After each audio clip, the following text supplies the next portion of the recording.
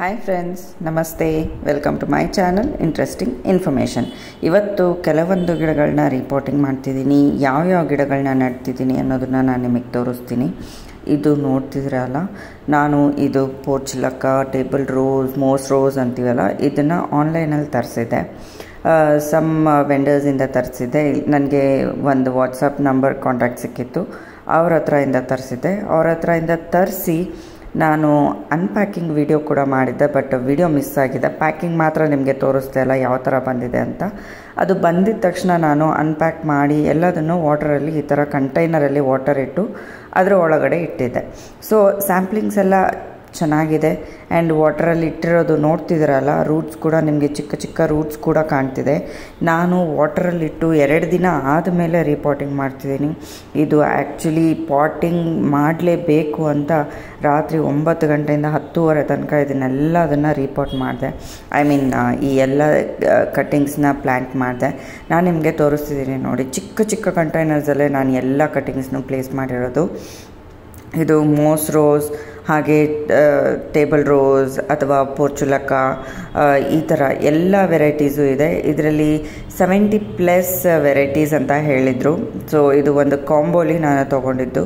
ನೋಡ್ತಿದ್ದೀರಲ್ಲ, ಹೀಗೆ ಎಲ್ಲದನ್ನು ಕೂಡ ನಾನು ವಾಟ್ರಲ್ಲಿ ಇಟ್ಟಿದ್ದೆ. ಒಂದು 2-3 ಕಂಟೈನರ್ಸಲ್ಲಿ ವಾಟರ್ ಹಾಕಿಟ್ಟು, ಇದು ಏನೇನು ಸ್ಪಾಯ್ಲ್ ಆಗಿರುತ್ತಲ್ಲ, ನಮಗೆ ಟ್ರಾನ್ಸ್ಪೋರ್ಟಲ್ಲಿ ಬರುವಾಗ ಕೆಲವು ಒಂದು ಎಲೆಗಳೆಲ್ಲ ಬಿದ್ದೋಗಿತ್ತು. ಸೊ ಎಲೆಗಳನ್ನೆಲ್ಲ ಯಾವುದು ಸ್ಪಾಯ್ಲ್ ಆಗಿರುತ್ತಲ್ಲ ಆ ಎಲೆಗಳನ್ನೆಲ್ಲ ತೆಗೆದು ನೀಟಾಗಿ ನಾನು ವಾಟರಲ್ಲಿ ಡಿಪ್ ಮಾಡಿ ಇಟ್ಟಿದ್ದೆ. ಎಲ್ಲದನ್ನು ಕೂಡ ನಾನು ಪಾಟಿಂಗ್ ಅನ್ನೋದು ಮಾಡಿಕೊಂಡೆ. ಸೊ ಅದು ಮೋಸ್ ರೋಸ್ ಹೇಗೆ ನಾನು ಪಾಟ್ ಮಾಡಿಕೊಂಡೆ ಅನ್ನೋದು. ಹಾಗೆಯೇ ಇದು ನೋಡ್ತಿದ್ದೀರಲ್ಲ, ಇದು ನಂದು ಕಂಪೋಸ್ಟ್ ಬಿನ್. ಲಾಸ್ಟ್ ಟೈಮ್ ನಾನು ಇದರಲ್ಲಿ ವಿಂಗಡ್ ಬೀನ್ಸ್ ಸ್ಯಾಂಪ್ಲಿಂಗ್ಸ್ನ ನಟ್ಟಿದ್ದೆ, ಬಟ್ ಯಾವುದು ಸರ್ವೈವ್ ಆಗಲಿಲ್ಲ. ಬಿಕಾಸ್ ಅದು ಸಮ್ಮರು. ಯಾರೋ ಕಮೆಂಟ್ಸಲ್ಲೂ ಕೂಡ ನನಗೆ ಹೇಳಿದರು, ಸಮ್ಮರ್ ಅಲ್ವಾ, ನೀವು ವಿಂಗಡ್ ಬೀನ್ಸ್ ಸ್ಯಾಂಪ್ಲಿಂಗ್ಸ್ ಹಾಕ್ತಿದ್ದೀರಾ, ಬರುತ್ತಾ ಅಂತ. ಸೊ ನಾನು ಅವಾಗ ಅವರಿಗೂ ಕೂಡ ಹೇಳಿದ್ದೆ, ಇದು ಜಸ್ಟ್ ಎಕ್ಸ್ಪೆರಿಮೆಂಟಲ್ ಪರ್ಪಸ್ ಆಗಿ ಅಷ್ಟೇ ಹಾಕ್ತಿದ್ದೀನಿ ಅಂತ. ಸೊ ಇದು ನನ್ನ ಕಂಪೋಸ್ಟ್ ಬಿನ್. ಆ ಕಂಪೋಸ್ಟ್ ಬಿನ್ನಲ್ಲಿ ನಾನು ಮತ್ತು ಕಂಪೋಸ್ಟಿಂಗ್ ಮಾಡಿ ಅದರ ಮೇಲ್ಗಡೆ ಲೇಯರಲ್ಲಿ ಒಂದು 2 ಇಂಚಷ್ಟು ಸಾಯಿಲ್ ಮಿಕ್ಸ್ನ ಹಾಕ್ಕೊಂಡಿದ್ದೀನಿ. ಹಾಗೆಯೇ ಅದರಲ್ಲಿ ವರ್ಮಿ ಕಂಪೋಸ್ಟ್ನ ಕೂಡ ಸೇರಿಸ್ಕೊಂಡಿದ್ದೀನಿ. ಹಾಗೆ ಇದು ಸ್ಯಾಂಪ್ಲಿಂಗ್ಸ್ ನೋಡ್ತಿದ್ರಲ್ಲ, ನಾನು ನಿಮಗೆ ಹ್ಯಾಪಿ ಗಾರ್ಡನರ್ಸ್ ಟೀಮಿಂದ ನಾನು ಸೀಡ್ಸ್ನ ತಗೊಂಡಿದ್ದೆ ಅಂತ ಹೇಳಿದೆ ಅಲ್ಲ, ಆ ಸೀಡ್ಸಿಂದ ಬೆಳೆದಿರುವಂಥ ಸ್ಯಾಂಪ್ಲಿಂಗ್ಸ್ ಇದು ಸೊರಕಾಯಿ ಸ್ಯಾಂಪ್ಲಿಂಗ್ಸು. ಸೊ ಇಲ್ಲಿ ನನ್ನ ಹತ್ರ 3 ಸೊರಕಾಯಿ ಸ್ಯಾಂಪ್ಲಿಂಗ್ಸ್ ಬಂದಿದೆ. ಈ 3 ಕೂಡ ನಾನು ಇದು ಒಂದೇ ಕಂಟೈನರಲ್ಲಿ ನಡ್ತಿದ್ದೀನಿ. ಕಾರಣ ಏನು ಅಂತಂದರೆ, ಇದು ತುಂಬಾ ದೊಡ್ಡ ಕಂಟೈನರು. ಹಾಗೆಯೇ ಇದು ಫುಲ್ಲು ನಾನು 75% ಅಷ್ಟು ಕಂಪೋಸ್ಟಿಂದನೇ ಫಿಲ್ ಆಗಿದೆ. ಮೇಲ್ಗಡೆ ಸ್ವಲ್ಪ ಮಾತ್ರನೇ ಮಣ್ಣು ಹಾಕಿರೋದು. ಸೊ ಸೊರೆಕಾಯಿ ಗಿಡಕ್ಕೆ ಬೇಕಾದಂಥ ಎಲ್ಲ ನ್ಯೂಟ್ರಿಷಿಯನ್ಸು ಕೂಡ ನಮ್ಮ ಕಂಪೋಸ್ಟಿಂದ ಸಿಗುತ್ತೆ ಅನ್ನೋ ಕಾರಣಕ್ಕೆ ನಾನು ಇದರಲ್ಲಿ 3 ಸೊರೆಕಾಯಿ ಗಿಡಗಳನ್ನ ನೆಡ್ತಿದ್ದೀನಿ. ಈ ಕಂಟೈನರ್ ಸೈಜ್ ಬಂದು ಇದು ಒಂದು ದೊಡ್ಡ ಫೆವಿಕಾಲ್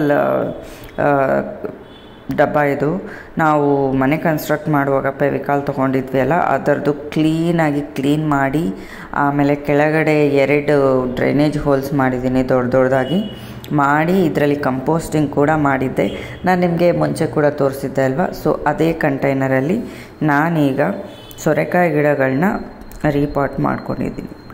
ಗಿಡಗಳು ರೀಪಾಟಿಂಗ್ ಮಾಡ್ಕೊಂಡಾದಮೇಲೆ ತುಂಬಾ ಚೆನ್ನಾಗಿ ಮಳೆ ಕೂಡ ಬಂತು. ಸೊ ತುಂಬಾ ಚೆನ್ನಾಗಿ ಬೆಳೀತಾ ಇದೆ. ಆ್ಯಕ್ಚುಲಿ ಇದು ನನ್ನ ಟೆರೆಸ್ ಮೇಲ್ಗಡೆ ನಾನು ಕಂಪೋಸ್ಟ್ ಮಾಡಲಿಕ್ಕೆ ಅಂತ ಇಟ್ಟಿದ್ದಂಥ ಡಬ್ಬ ಇದು. ಇದರೊಳಗಡೆ ನಾನು ರೀಪಾಟಿಂಗ್ ಅನ್ನೋದನ್ನು ಮಾಡ್ಕೊಂಡಿದ್ದೀನಿ. ಇದ್ರ ಪಕ್ಕ ನಮಗೆ ಇದು ಟ್ಯಾಂಕ್ ರೂಮ್ ಇದೆ. ಟ್ಯಾಂಕ್ ರೂಮ್ ಮೇಲ್ಗಡೆ ಸ್ವಲ್ಪ ಗ್ರಿಲ್ ಇದೆ. ಸೊ ಅಲ್ಲಿಗೆ ಹಬ್ಸೋಣ ಅನ್ನೋ ಕಾರಣಕ್ಕೆ ನಾನು ಈ ಡಬ್ಬನ ಇಲ್ಲಿ ಇಟ್ಕೊಂಡಿದ್ದೀನಿ. ಸೊ ಇಲ್ಲಿ 3 ಸೊರೆಕಾಯಿ ಗಿಡಗಳನ್ನ ಒಂದು ಸೈಡಿಗೆ ನೆಟ್ಟಿದ್ದೀನಿ. ಯಾಕಂದರೆ ಅದು ಬಳ್ಳಿ ಅಲ್ವಾ, ಬಳ್ಳಿ ಮೇಲ್ಗಡೆ ಹೋಗುತ್ತೆ. ಸೊ ಈ ಇನ್ನೊಂದು ಸೈಡಲ್ಲಿ ಬೇರೆ ಗಿಡಗಳನ್ನ ನೆಟ್ಟೋಣ ಅನ್ನೋ ಉದ್ದೇಶದಿಂದ ನಾನು ಇಲ್ಲಿ ಸೊರೆಕಾಯಿ ಗಿಡಗಳನ್ನ ಒಂದು ಸೈಡಲ್ಲಿ ನಟ್ಕೊಂಡಿದ್ದೀನಿ. ಇದು ನೋಡ್ತಿದ್ದೀರಲ್ಲ, ಇದು ಗೋಂಗೂರ. ನಾನು ನಿಮಗೆ ಸೀಡ್ಸ್ ಹಾಕುವಾಗ ತೋರಿಸಿದ್ದೆ ಅಲ್ವಾ, ನಾನು ಇಷ್ಟು ಚಿಕ್ಕದ್ರಲ್ಲೂ ಕೂಡ ಹಾಕ್ತಿದ್ದೀನಿ. ಬಿಕಾಸ್ ಅದರಲ್ಲೂ ಕೂಡ ನಮಗೆ ಸ್ವಲ್ಪ ಸ್ಪೇಸ್ ಜಾಸ್ತಿ ಆಗುತ್ತೆ. ನಾನು ಹಾಕ್ತಿರೋ ಕಂಟೈನರ್ ತುಂಬ ಚಿಕ್ಕದಿರೋದ್ರಿಂದ ಅದನ್ನು ನಾನು ಸಪೋರ್ಟಿಂಗ್ ಆಗಿ ಇಟ್ಟಿದ್ದೀನಿ ಅಂತ. ಸೊ ನೀವು ಯಾರಾದರೂ ನೋಡಲಿಲ್ಲ ಆ ವಿಡಿಯೋ ಹೇಗೆ ನಾನು ಸೀಡ್ಸ್ ಹಾಕಿದ್ದೀನಿ ಅನ್ನೋದಾದರೆ ಒಂದು ಸತಿ ನೋಡ್ಕೊಂಡು ಬನ್ನಿ. ತುಂಬಾ ಯೂಸ್ಫುಲ್. ಲೈಕ್ ಯಾರಾದರೂ ಹೊಸ್ದಾಗಿ ಸೀಡ್ಸ್ ಹಾಕ್ತಿದ್ರೆ ಪಾಟಿಂಗ್ ಮಿಕ್ಸ್ನ ಹೇಗೆ ಯೂಸ್ ಮಾಡಬೇಕು, ಯಾವ ರೀತಿ ನಾವು ಪಾಟಿಂಗ್ ಮಿಕ್ಸ್ನ ಪ್ರಿಪೇರ್ ಮಾಡ್ಕೋಬೇಕು, ಸೀಡ್ಸ್ನ ಹೇಗೆ ಹಾಕಬೇಕು, ಹಾಗೆ ನಾನೀಗ ರೀಪಾಟಿಂಗ್ ಕೂಡ ಹೇಗೆ ಮಾಡೋದು ಅಂತ ತೋರಿಸ್ತಿದ್ದೀನಿ. ಅದು ಅಲ್ಲದೆ ತುಂಬಾ ಗಿಡಗಳನ್ನ ಆಲ್ರೆಡಿ ರೀಪಾಟ್ ಮಾಡಿದ್ದೆ ಅಲ್ಲ, ಆ ವಿಡಿಯೋಸ್ ಕೂಡ ನನ್ನ ಹತ್ರ ಇದೆ. ನಮ್ಮ ಚಾನಲ್ನ ಹಿಂದಿನ ವೀಡಿಯೋಸ್ನ ನೋಡಿ. ನಾನು ವೀಕ್ಲಿ 1 ವಿಡಿಯೋ ಅಂತೂ ಹಾಕ್ತಾಯಿರ್ತೀನಿ. ಸೊ ಅದರಿಂದ ನಿಮಗೆ ತುಂಬಾ ವಿಡಿಯೋಸ್ ಇದೆ, ಹೇಗಪ್ಪ ಹುಡ್ಕೋದು ಅನ್ನೋ ಗೋಜಿಲ್ಲದೆ ನೀವು ಜಸ್ಟ್ ಇದರ ಹಿಂದಿನ ವೀಡಿಯೋಸ್ನ ನೋಡಿದ್ರೆ ಇದರ ಹಿಂದಿನ ಪಾರ್ಟ್ಸ್ ಲೈಕ್ ಸೀಡ್ಸ್ ಹೇಗೆ ಹಾಕಿದ್ದೆ, ಬೇರೆ ಸೀಡ್ಲಿಂಗ್ಸ್ನ ಹೇಗೆ ರಿಪೋರ್ಟ್ ಮಾಡಿದ್ದೆ ಅನ್ನೋದು ಕೂಡ ಸಿಗುತ್ತೆ. ಇಲ್ಲಿ ನೋಡ್ತಿದ್ರೆ ಅಲ್ಲ, 2 ಗೋಂಗೂರ ಸ್ಯಾಂಪ್ಲಿಂಗ್ಸ್ನ ನೆಟ್ಟಿದ್ದೀನಿ, ಹಾಗೆಯೇ 1 ಟೊಮೆಟೊ ಸ್ಯಾಂಪ್ಲಿಂಗ್ಸ್ನ ಈ ಕಡೆ ನೆಟ್ಟಿದ್ದೀನಿ.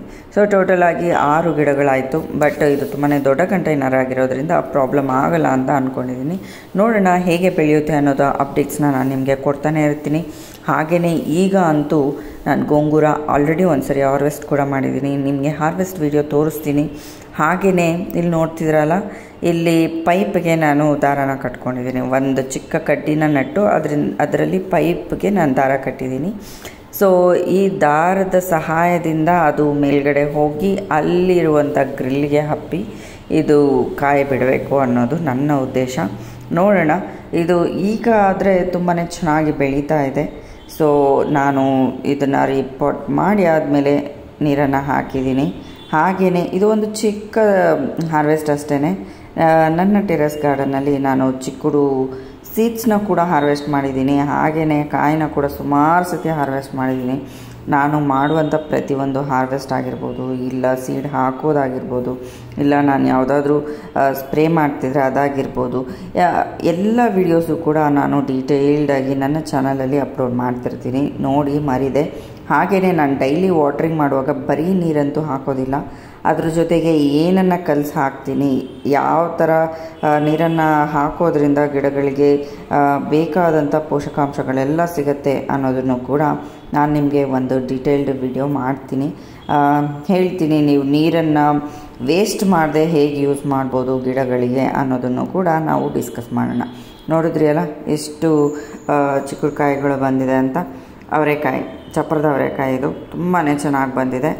ಸೊ ಇದು ಇವತ್ತಿನ ವಿಡಿಯೋ. ನಿಮಗೆ ಇಷ್ಟ ಆಗಿದೆ ಅನ್ಕೋತೀನಿ. ಇಷ್ಟ ಆಗಿದ್ದರೆ ಒಂದು ಲೈಕ್ ಮಾಡಿ, ಶೇರ್ ಮಾಡಿ, ಬೇರೆಯವ್ರಿಗೂ ಉಪಯೋಗ ಆಗುತ್ತೆ ಅನ್ನೋದಾದರೆ ಕಮೆಂಟ್ ಮಾಡಿ ವಿಡಿಯೋ ಹೇಗಿತ್ತು ಅಂತ. Thank you so much. Bye bye friends.